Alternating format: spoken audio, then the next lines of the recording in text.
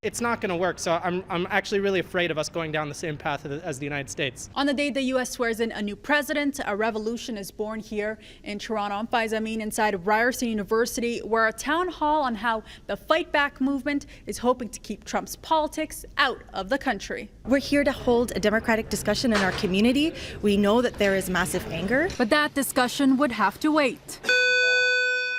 All right, let's all go together and then figure out what's going on, and we'll come back in. A fire alarm in the first hour of the town hall forced attendees outside. Firefighters later telling CityNews someone pulled it intentionally.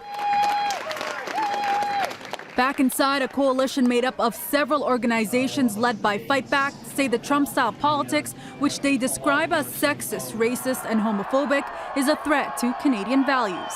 It is becoming a boiling point for people to say that is not the system that I want, that is not the future or the direction we want to go in. Some people are of the attitude, listen, this is the president, we just need to get behind him and support him. We don't have to accept it. But Trump supporters weren't too far away. There is a diversity of opinions, and it's okay to be a conservative. There's nothing to be ashamed of.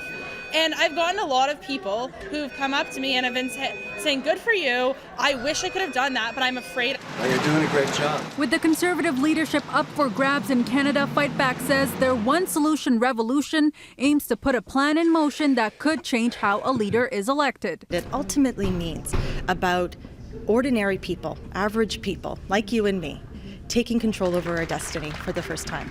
We often know that politics is something that's done to people, but in a revolutionary situation, it's when the masses come in front and take control. But how that would get done was the question of the night. What is the alternative? How do we build that alternative, and how do we make it possible? Ideas flew from attendees all night long.